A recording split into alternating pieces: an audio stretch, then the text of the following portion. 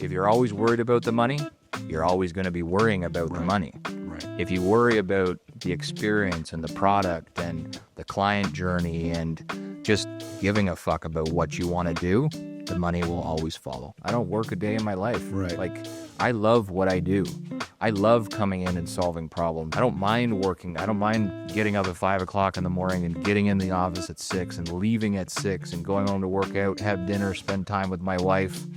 And then if I have to work again, I'm up for it. In today's episode of The Wealthy Landscaper, we're joined by Alex Foreshew. Alex is the owner of Foreshew Design Associates. In this episode, we're going to talk about Alex's journey as an entrepreneur, how his business has evolved from a one-man show to 17 people in the office. We're going to talk about design, struggles, successes, how he operates his business, and I think this is going to be just a great episode for anybody who's looking to start a new business or is operating their own business. I seem to have lost my voice about 2 hours ago, so we're going to try and work with this. Let's jump in. So to get started, let's talk about your journey in the design business. Well, it started off pretty young, I would say. Like, I started the company when I was 20 years old. At that point, it was a sole proprietorship. It was actually called Foreshew Drafting and Design. And for the first 6 years, that's actually how I operated. Sole proprietorship, working for myself, different subcontracts, designing off and on. I guess like even stepping back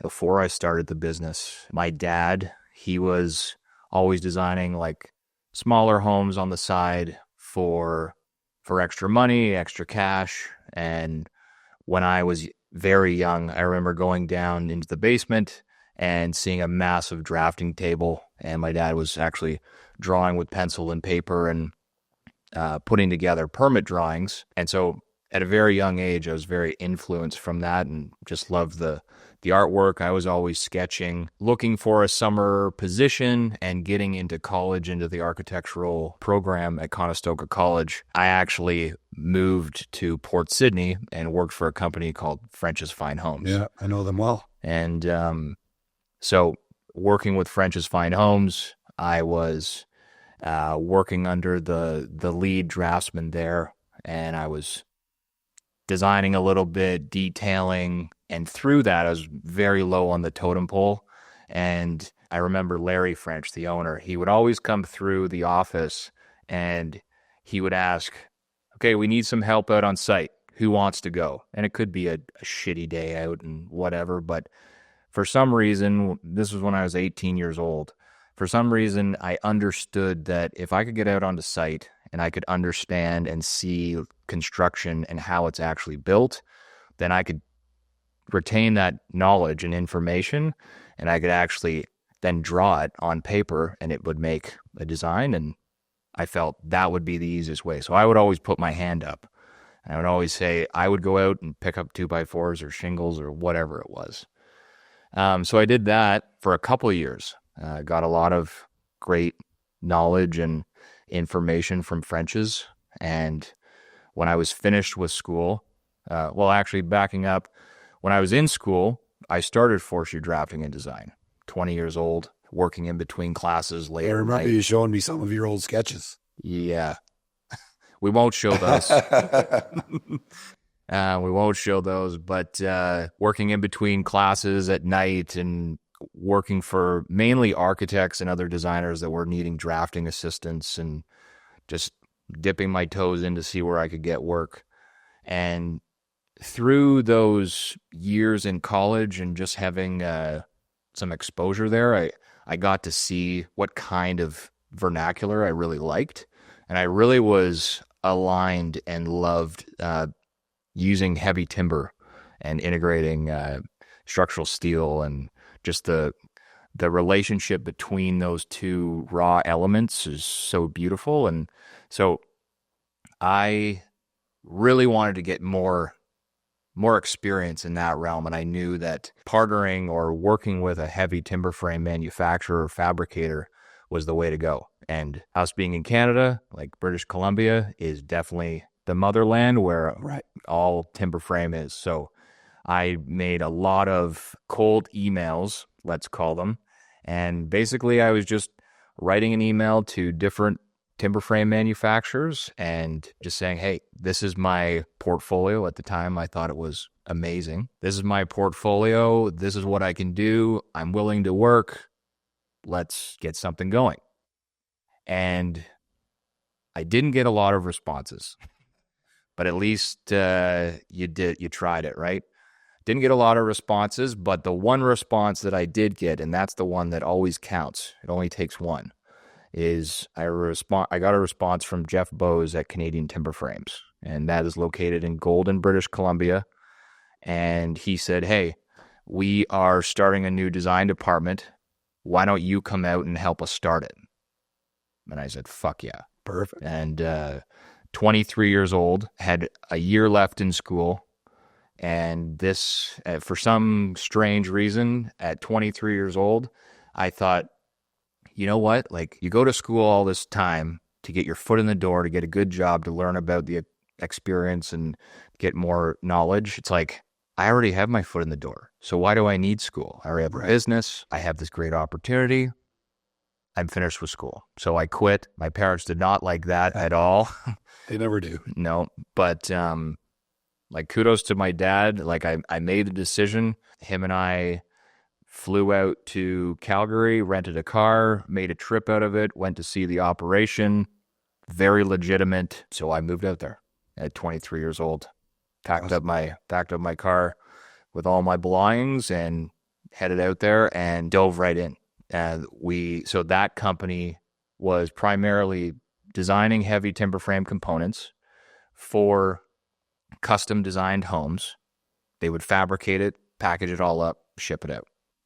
So my role, and it was a new role within the company, I would actually design the homes, and then from the designed home, I would actually create and work with the timber frame team to actually design and then move the project into fabrication. And then they would have design documentation, construction documentation, and a full timber frame package. There you go. So that was my job. And it was absolutely amazing. Like, what a tremendous experience, especially for 23-year-old guy. Like, I rented a condo with another chap right on the edge of Kicking Horse Mountain Resort. Beautiful. So ski out lodge. It was amazing. Like, some days when it puked powder, we didn't come in till 11 or 12, and we worked till 8 at night. And the dream. Like, it was absolutely amazing, and along with other things. But continuing along that line, like, I got more and more exposure to what good architecture is. And I got to work with some amazing architects, designers, collaborate with them. And one architecture firm that I held on the highest pedestal, it was Kelly and Stone Architects. I had their magazine ads cut out and placed on my bulletin board for inspiration. And I didn't know who they were, but for some reason, I just knew, like, this firm has it going on. And at that point, they had their one office in Steamboat Springs. And I can remember it as clear as 5 minutes ago. I remember sitting at my desk, and Jeff Bose came up the stairs, and he said, Alex, I have a new project for you. All right, what's that? And he tossed the drawings on my desk, and it was a thick stack of 11 by 17. It was a concept by Kelly and Stone Architects. Sweet.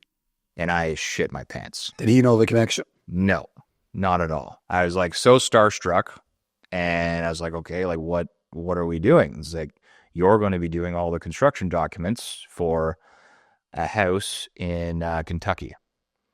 So I got in touch with the team at Kelly and Stone, and I was fortunate enough to work with one of the partners, Tim Stone.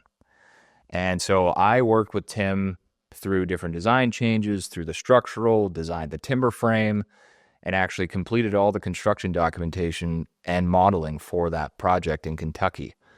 And it's a beautiful home, and had such a great experience. And again, the next thing that I remember is I'm standing out on my condo and the sun's shining, and I get a call from Tim. At this point, we had worked together for, 5-6 months on this project. He said, I've enjoyed working with you so well. You should come down and actually train with real architects. And I was like, yep, I should do that. So Perfect. I made arrangements in the next week, and I said, because at this point, I guess I should have mentioned, like, I had Foreshew Drafting and Design, but I was subcontracting to Canadian Timber Frames. I wasn't an actual employee there. Right. I looked and breathed and acted like one, worked in their office, but I was subcontracting. So really, I could do whatever I wanted. When I told them that I was moving down to Steamboat Springs to work with Kelly and Stone, they did not like that at all. Right. But that's one thing about being a subcontractor. You have that lenience, right? So moved down to Steamboat Springs, spent almost a year there working with Tim, and I worked right alongside with Tim and right alongside with all of their team. And it was such an amazing experience. One, living in Steamboat Springs and having access to like that amount of wealth, and just being like, designing in the US is so much different than designing in Canada in my mind. People have more money to spend, they want to spend it, they have a sense of pride. So that was cool to experience. So Tim also has a satellite office over in Lake Tahoe in Truckee. So when I was finished with Tim, I actually moved out to Truckee for a while and experienced what they were doing out in Truckee. And they were doing some amazing projects in development called Martis Camp, which is on, they have their own private ski lift in North Star. So beautiful homes, really cool experience again. And moved back to British Columbia after that experience. And then shortly after that, I moved back to Ontario. This was around 2016. And I absolutely fell in love with the mountain active lifestyle. And working in Port Sydney, which is in Muskoka, kind of towards the northeast end, I knew that if I was going to come back to Ontario, I knew I had to be in Muskoka. Had very similar characteristics, not mountains per se, but exposed rock, an active lifestyle, lakes, things like that. And I had known like all the key players were in Port Carling, Right. the hub of the lakes, hub of the big three lakes. So I knew that when I moved back, I knew I needed to be in Port Carling. And so when I moved back from Ontario, I actually made a trip to Port Carling, to Tamarack North, because I knew that they, at that point in time, I knew that they were like the be all end all of contractors. Like they were working on the best stuff, collaborating with high end architects. And I had known Chris before I moved out west, and I had shown him my portfolio. And at that point in time, he basically like patted me on the head and shooed me out the door. But I came back 4 years later having a huge amount of experience and skill under my belt from what I had done. And it was great. He immediately involved me in some projects, gave me a little bit of leash, and I was able to perform. And so then he gave me a little bit more leash. Then he told me to get out of my parents' basement and to lease an office from him in Port Carling.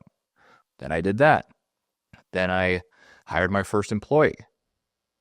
And from 2016 till now we have 11 employees in the architecture firm. And through that whole process with starting in Port Carling and growing the team, we've actually grown an interior firm as well that now is partnered out and it's paired off. It's called the Local Studio. And so between all those employees, it's probably around 17, 18 employees. So it's been good. The last 8-9 years have been lots have gone on. Well, it's an incredible story. It's actually right around the time we met when you came back 8 or 9 years ago. What I find fascinating, listening to you talk about the entrepreneurial part, is how you were already, putting the effort in to send out your portfolio to potential customers or potential collaborators. And I've seen you do that over the years in other areas that you're trying to generate work as well. Mm-hmm. And I think it's a brilliant idea. And I think for any of our listeners who are always looking to try and make new connections, things like that work. They just take time. Yeah, well, and to be honest, like, it's the cheapest way too. Right. Like, you could hire someone to do an incredible marketing campaign and spend a bunch of money, and those all have its place. But like, as far as I knew, like starting out and having zero, it's like, how can I get the most out of what I'm going to be doing? And so, all right, well, I'll put a PDF pack together with all my best work, and I'll do some work scouring the internet, finding emails and finding phone numbers, and if something hits, then great. Right. Yeah. I think it's great advice. The one thing I'm wondering about is, how did that transition happen, or which came first? Did you want to be an entrepreneur before you became a designer? Or were you a designer by heart and had to become an entrepreneur to grow? I think the latter. I think like I don't necessarily believe in someone wanting to be an entrepreneur. Like I think it's something that you become. I think it's something if you have the passion for, it's just a natural progression of like I didn't sit at 20 years old or even earlier and be like, okay, well, I really want to have a business, or I didn't even know. Like Right. I did not know any of that. Like all I knew that I had this immense desire to design things, and I through experience working with other people, I was able to showcase that and I got praise for it. So I knew that I had something going on. So I think it was just a natural progression for me. It's like I want to be involved in great projects, and I want to have an opinion, and I want to have control, and I want to imagine something in my mind and then walk in it in a couple years' time. And that to me is like such a rewarding part. And I'm not actually getting like goosebumps thinking about it. Like it's such a rewarding part of the process to be able to take an idea and to bring it to fruition. And it's not just for design. Like I think a lot of entrepreneurial advice or criteria can be dragged out across so many different professions. Like there's a lot of basics or basic principles. Right. It just so happens that I'm in the design realm. Right. Well, and I think it's interesting to note that that's the juice for you. Mm-hmm. Right. And I think sometimes people get it reversed. Often entrepreneurs get the juice on the sale or a big contract closing. But I think when you focus on that end product and the value that it brings, it just sets you up for so much more success when that's your focus and that's your goal. Yeah. Well, I've always had, I'm sure people have heard this before, but if you haven't, if you're always worried about the money, you're always going to be worrying about the money. Right. If you worry about the experience and the product and the client journey and just giving a fuck about what you want to do, the money will always follow. Right. That's what I believe. I agree. So over that 15-year journey, and I think it's interesting to note that you started when you're 20, you're now 35. You've built this incredible 34. Sorry, 34. You've built this incredible brand, and we'll get into the branding as well because I think you've done an incredible job there. What did you find to be the biggest struggles in that 15-year period, and kind of what did you do to overcome them? I would say that every day is a struggle. Like I can't necessarily pinpoint like one huge pivotal moment where it's like, oh, it was all good after that. You still have to get up every morning, and you still have to deal with your employees, and you still have to deal with clients, and like all of those, like just the day to day. And you can get caught up with the day to day, but then you also have to be thinking about the future. So I think like that's one of the items that not necessarily I struggle with, but it is a struggle to always be upping your game and to be making sure that you're not falling into a rut, and to bring your A game to client meetings, to bring your A game to your staff, bring your A game to your wife or your partner. I don't think the struggle will ever go away. Like I can think of many, many things in the past that say have been struggle, like hiring in Muskoka the last 9 years. It's like we're 2.5 hours away from Toronto. That's where the majority of the talent is. It's a struggle to get people to come up here. And I don't believe in remote work, especially in a collaborative environment. I believe that people should be in the same room. They should be collaborating on the same project. They should be able to talk about it. They should be able to see body language. Getting a little tangential there. but that's a struggle, right? Right. The struggle will never go away with owning a business and say being entrepreneurial.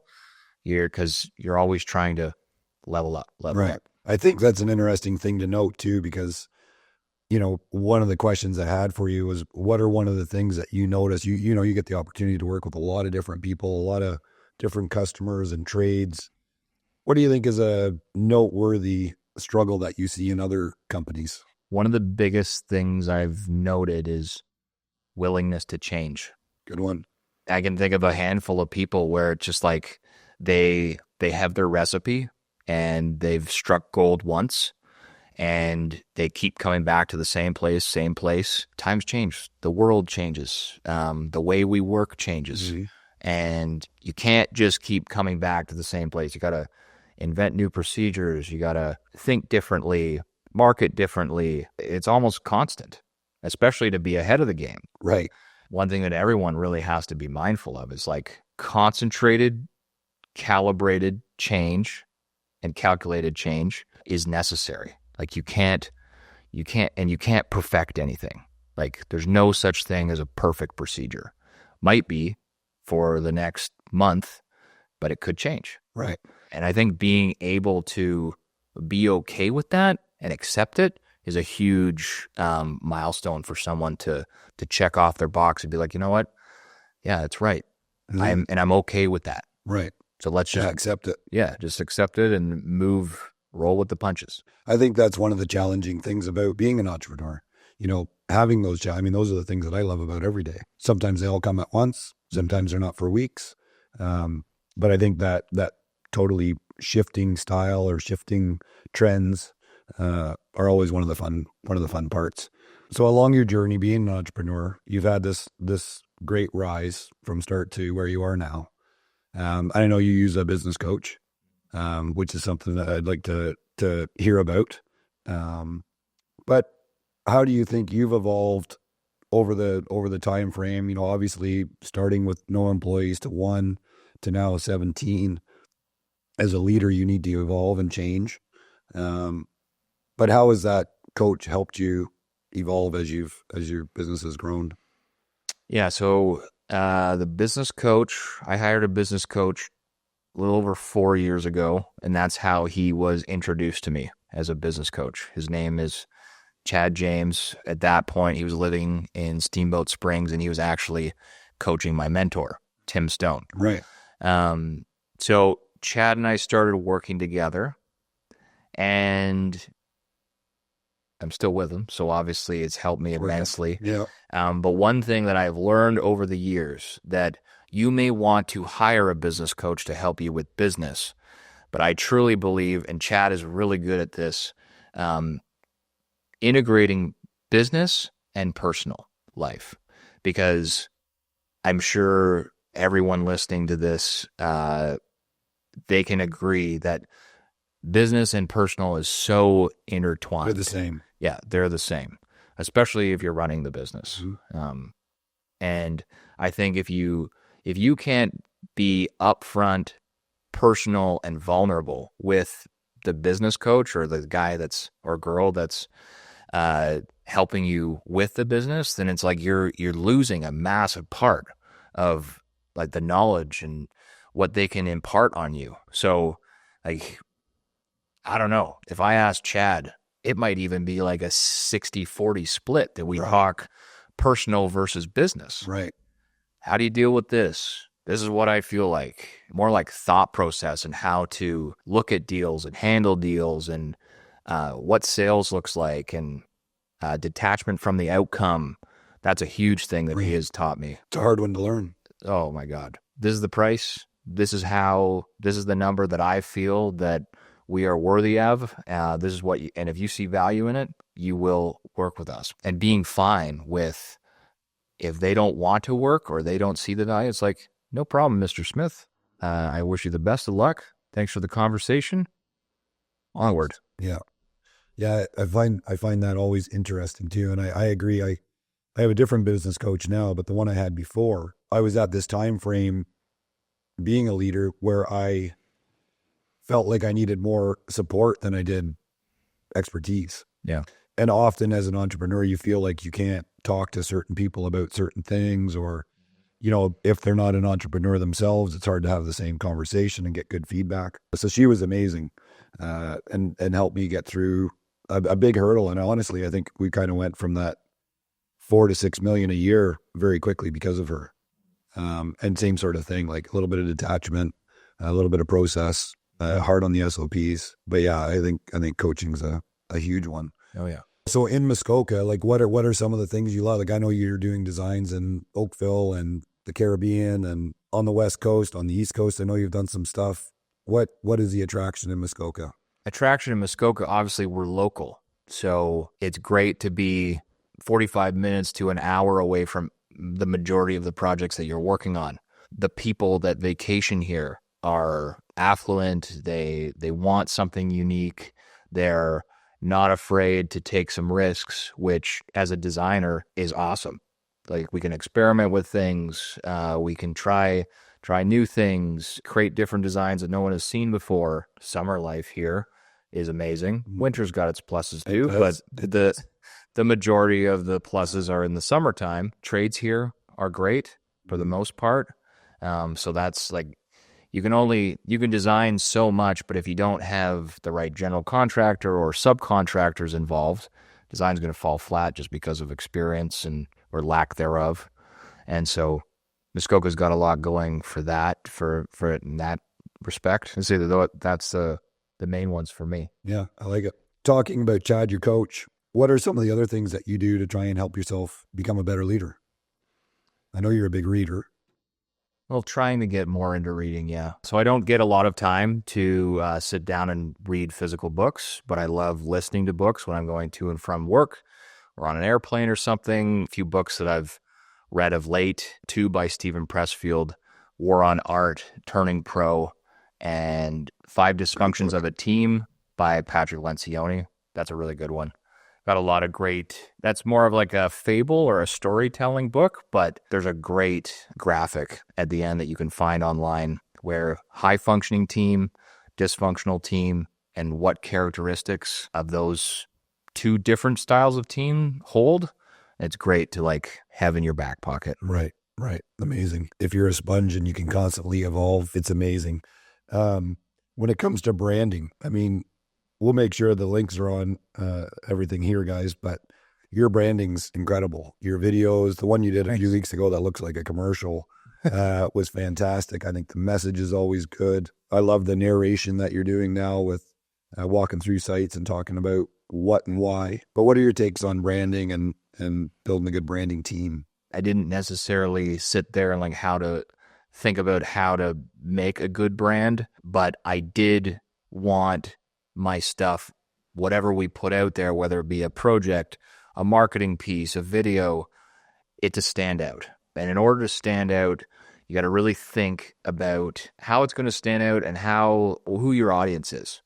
And so we, in our in-house marketing team, we really put a lot of pressure on ourselves and do a lot of out-of-the-box thinking where it's like, okay, who's our audience? How can we be different? How can we showcase this piece in a way that it maybe hasn't been done before? So again, going back to the passion, I think if you have the passion at the forefront, like the opportunities are endless and it can really go anywhere. You can obviously start to think it's like, I want the best brand or I want an amazing brand. Everybody wants an amazing brand.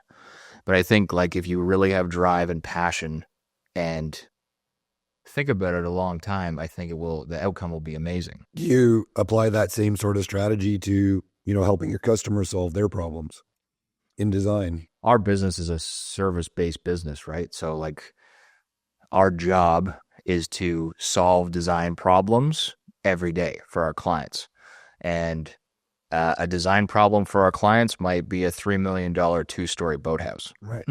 Which is a great problem to work on. Having that problem, we want to make it within our business. We want to make it the most enjoyable experience possible for the client. And that means servicing not only the client, but servicing all the trades and all the sub-consultants as well. So like super high focus on at the beginning of the master planning, the schematic design package, and that's more client focused.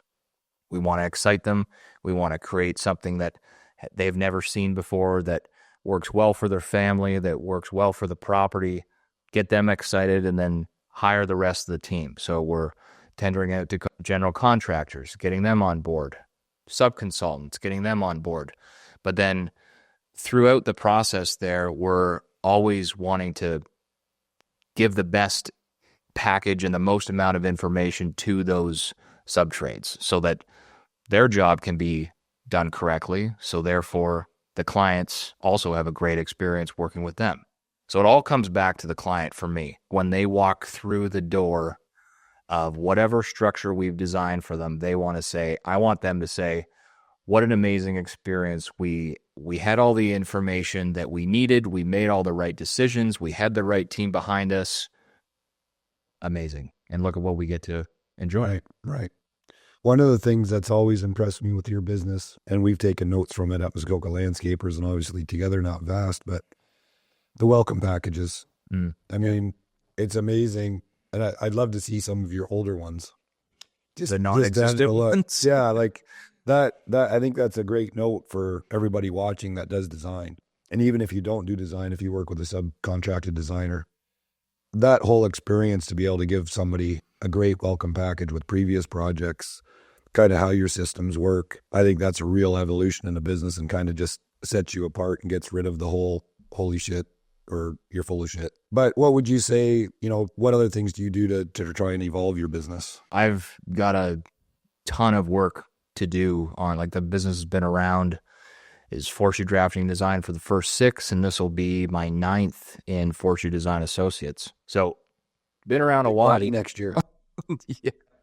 Been around a while, but in my mind, I just have like so much to work on. Like I really have, in the next, say, 12 months, I really want to put a huge focus on our process. And I think that being able to fine tune, or at least put the process in a physical document and for everyone to see, and then being able to fine tune it will really allow us to be more efficient, ultimately be more profitable, and have like all of your teammates know what they're doing. Right.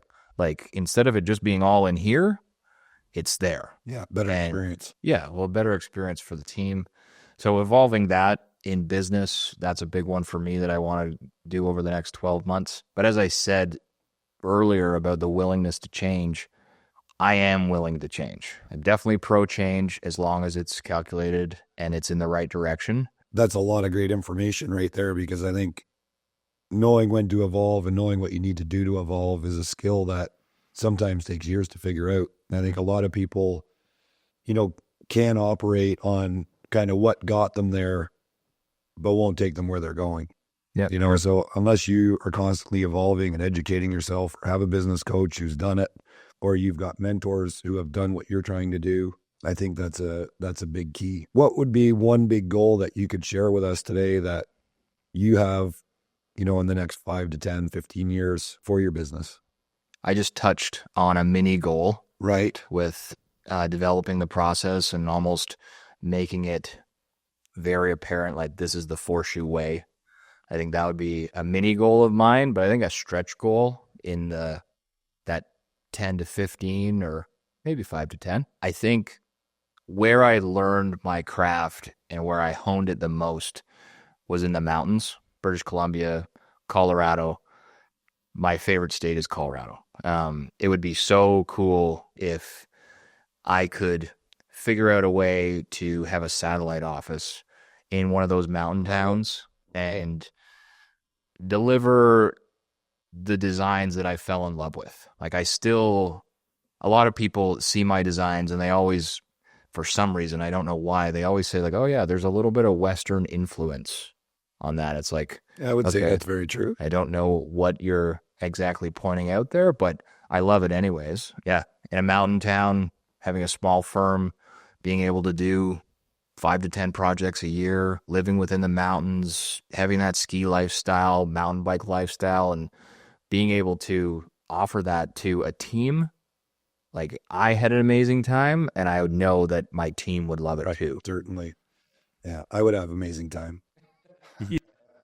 So to wrap this session up, what's some advice you would give to your younger self when you think back about your first 5 to 8 years in business? What are some things that you could have done differently, or if you could go back and change and it would have helped accelerate your career or your business? What are some of the things you might have done? It's funny that you asked that because, like, if I knew all the work and the toiling and the struggle that I did, I probably would have never started. Right. You actually shared a really good post on the Wealthy Landscaper a few days ago where it was just about starting. And it really resonated with me because there's a bunch of procrastination and there's a bunch of pressure about being perfect. That post really spoke to me where it's like, it doesn't matter if it's 5, doesn't matter if it's November, doesn't matter if you're late, just start. Right. So that's one thing I think it's important to note, say, like for a younger person that is wanting more advice, it's like you just need to start. It won't be perfect. It can't be perfect. It will always change because you'll evolve. The world will evolve. You just need to start and you will make mistakes. But the thing is that a huge part about learning is making those mistakes and learning from the mistakes. And if you can learn from other people's mistakes, then you're really good. Right. But I find, for me, being a hard learner or a stubborn learner, it's like if I don't make the mistake, then I'll never learn. Unfortunately, I'm like that. But so I've made mistakes in my career. I've really learned and I will never do them again. To be a business owner in any field, I'm sure some more than others, but I know in mine, I don't get any work done without being in the station, like designing, drawing, modeling, like being creative. Yeah, being creative, like spending the time in the seat. I need to be there. I can rely on my team, but my team needs a leader. And that's one of my jobs, is leading creative. There's 10,000 hours to being a pro at something. So if you're spending 40 hours a week on something, that's 5 years at least. Or you can fast track that by working more hours. And in order to be a business owner in multiple different fields, 40 hours a week is not enough. Right. So it's going to be hard. Going to be a lot of work. Right. It's very honest. Yeah. I think anybody who's watching, who's at that beginning phase, there's certainly ways through coaching and education and seminars and schooling to help accelerate things, but getting the experience, building off of it, hiring right, all those things take a lot of knowledge and a lot of time. And I think it's incredible that you have information like that is diverse enough to be used in any industry. Yeah. Well, I think another good point to bring up too is like, I often say, and it could be seen as a joke, but it's not really, but it's like, I don't work a day in my life. Right. Like, I love what I do. I love coming in and solving problems, and there's some things that I don't love doing, but most of it, like 75, 80%, I love doing it. I don't mind working. I don't mind getting up at 5 o'clock in the morning and getting in the office at 6 and leaving at 6 and going home to work out, have dinner, spend time with my wife. And then if I have to work again, sure. Right. Like, I'm up for it. Well, listen, thanks a lot for doing this. I know a lot of the information you shared today is going to be great for our audience. I think a lot of people in multiple industries will get some information out of it that'll help them. Just following along, we're super excited to see where your journey leads you. And more importantly, look forward to doing some more cool shit with you. Yeah, no problem, Kev. Thanks so much for having me.